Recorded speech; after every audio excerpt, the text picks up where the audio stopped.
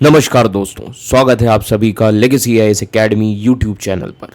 तो दोस्तों, आज के इस वीडियो में हम बात करने वाले हैं अफगानिस्तान और पाकिस्तान के बॉर्डर क्लैशेस के बारे में। जी हाँ, जैसा कि आप हेडलाइन दे सकते हैं, 5 Pakistani soldiers killed in border clashes with militants during Afghanistan talks. जी हाँ, बॉर्डर के उस पार गोलियों की आवाज गूंज रही है और दूसरी तरफ पीस टॉक्स चल रही हैं, यानी कि पीस टॉक्स की कुर्सी पर साइलेंस छाया हुआ है। जी हाँ, एक तरफ है इस्तांबुल में डिप्लोमेसी की बातें जो हो रही हैं और दूसरी तरफ पाकिस्तान के सोल्जर्स अपनी जान दे रहे थे बॉर्डर पर।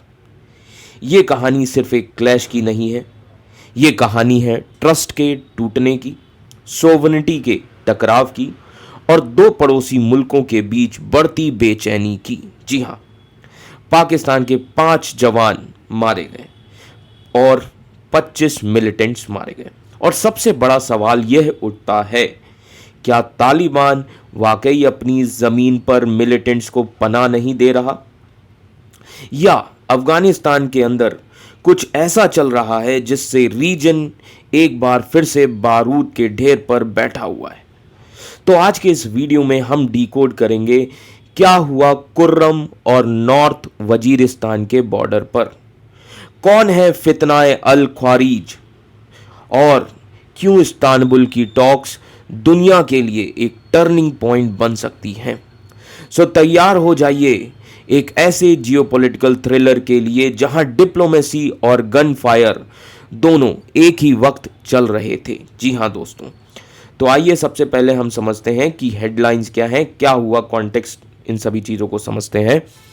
5 पाकिस्तानी सोल्जर्स मारे गए बॉर्डर क्लैशेस में मिलिटेंट्स के साथ ड्यूरिंग अफगानिस्तान टॉक्स। जी हाँ, यानी कि पाकिस्तान की आर्मी ने यह बोला है कि 5 पाकिस्तानी सोल्जर्स और 25 मिलिटेंट्स बॉर्डर पर हुए और उन फाइटिंग में मारे गए। जी हाँ, ये क्लैशेस कहा जा रहा है फ्राइडे और सैटरडे, मतलब 2 दिन पहले 24 और 25 अक्टूबर के आसपास को हुए थे। जगह थी कुर्रम और नॉर्थ वजीरिस्तान डिस्ट्रिक्ट, जो कि पाकिस्तान के नॉर्थ वेस्टर्न बॉर्डर्स पर अफगानिस्तान के साथ लगे हुए हैं। जी हाँ, अब ये किसने कहा, ये स्टेटमेंट दिया किसने? तो ये स्टेटमेंट देने वाले और कोई नहीं बल्कि पाकिस्तान की मिलिट्री है। जी हाँ दोस्तों, पाकिस्तान की मिलिट्री ने यह कहा कि मिलिटेंट्स अफगानिस्तान से पाकिस्तान के अंदर घुसे थे। आर्मी ने यह भी बोला, पाकिस्तान की आर्मी ने यह भी बोला कि ये अटेम्प्ट्स अफगान गवर्नमेंट के टेररिज्म को कंट्रोल करने के इंटेंशंस पर सवाल उठा रहा है।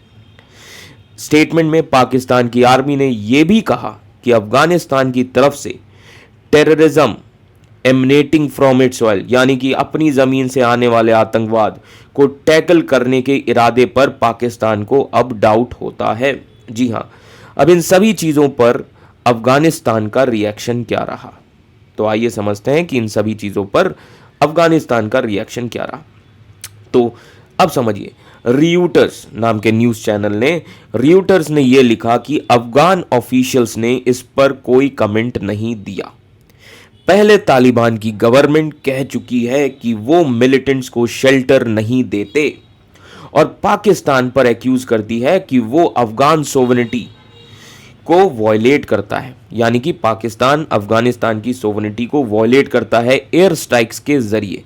ऐसा कहना था तालिबान का। जी हाँ दोस्तों, तो अभी खैर टॉक्स तो चल रही हैं इस्तांबुल में, यानी कि टर्की में।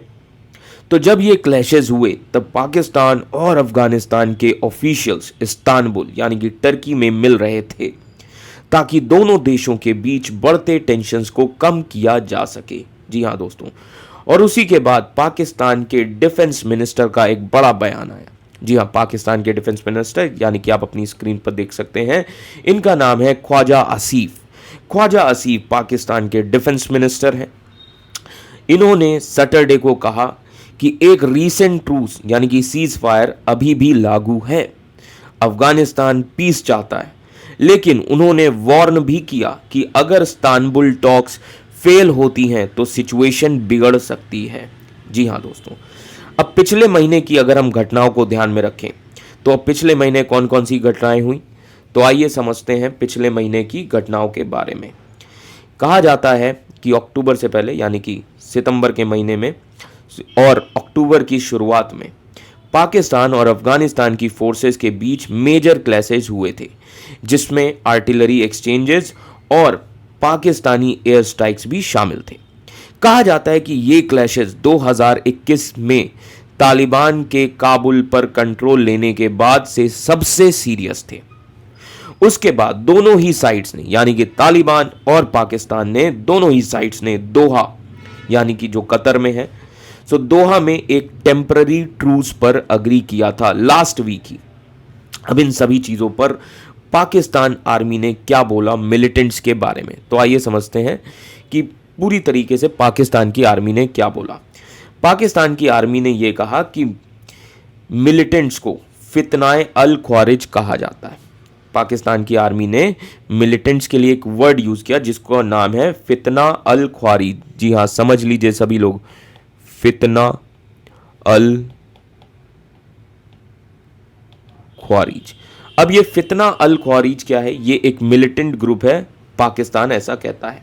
जी हाँ, ये उनका टर्म है उन ग्रुप्स के लिए जो एक्सट्रीमिस्ट आइडियोलॉजी से प्रेरित हैं और जिनके पीछे फॉरेन स्पॉन्सर्स का हाथ होने का दावा पाकिस्तान करता है कि इस ग्रुप यानी कि फितना अल ख्वारिज जो कि एक एक्सट्रीमिस्ट आइडियोलॉजी का ग्रुप है और पाकिस्तान कहता है कि इनको फॉरेन स्पॉन्सर्स सपोर्ट कर रहे हैं, पाकिस्तान ऐसा दावा करता है। तो ये पूरा कॉन्टेक्स्ट था। तो पाकिस्तान का पूरी तरीके से पाकिस्तान का ये कहना है कि अफगानिस्तान के अंदर बेस मिलिटेंट्स के हैं। जी हाँ, और रीसेंट मंथ्स में पाकिस्तान पर अटैक्स कर रहे हैं। तो पाकिस्तान बार बार तालिबान से कह रहा है कि वो इन ग्रुप्स पर एक्शन ले। 2021 में तालिबान के पावर में आने के बाद से दोनों देशों के रिलेशंस काफ़ी ख़राब हो गए हैं। हालांकि वो अपने पोरस यानी कि लीक होने वाले बॉर्डर पर कॉपरेशन मेंटेन करने की कोशिश करते रहे हैं, बट फिर भी दोनों देशों में रिलेशंस बहुत ही ख़राब हैं।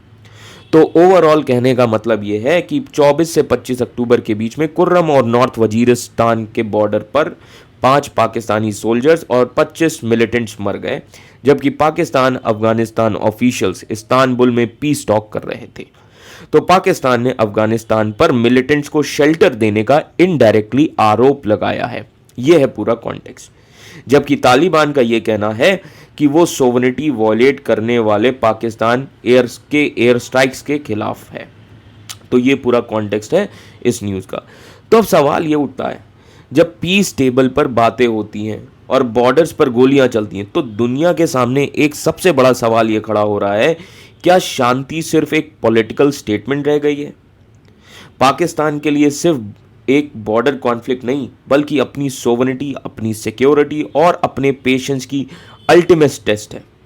और अफगानिस्तान के लिए ये मौका है दुनिया को दिखाने का कि तालिबान रिजीम सिर्फ एक नाम नहीं बल्कि एक जिम्मेदार सरकार बन सकता है। लेकिन जब सोल्जर्स मारे जाते हैं और मिलिटेंट घुस आते हैं, तब डिप्लोमेसी के डायलॉग्स अपनी मीनिंग खो देते हैं, अपने मतलब खो देते हैं। ये इस्तांबुल टॉक्स हो सकती हैं एक फाइनल चांस फॉर पीस के लिए, या फिर साउथ एशिया के लिए एक नई इंस्टेबिलिटी का चैप्टर भी शुरू कर सकती है। और इस कहानी का अगला पेज लिखने वाले सिर्फ ये 2 मुल्क नहीं बल्कि पूरी दुनिया के पावर प्लेयर्स होंगे। सोच कर देखिए, जब बंदूकें बोलती हैं और डिप्लोमैट्स चुप रहते हैं, तो जीत किसकी होती है और हार किसकी होती है? तो अगर आपको ये एक्सप्लेनेशन पसंद आया तो लाइक ज़रूर करिए और कमेंट करके बताएं आपके हिसाब से किस तरफ का स्टैंड सही था, पाकिस्तान का या अफगानिस्तान का। तो आशा करता हूं आप सभी को ये वीडियो अच्छा लगा और ऐसे ही इंटरेस्टिंग वीडियोस के लिए सब्सक्राइब करें हमारे चैनल लेगेसी आईएएस एकेडमी को, जहां हम जियोपॉलिटिक्स को पूरी तरीके से, जहां हेडलाइंस को हम पूरी तरीके से डिकोड करते हैं। धन्यवाद आप सभी का।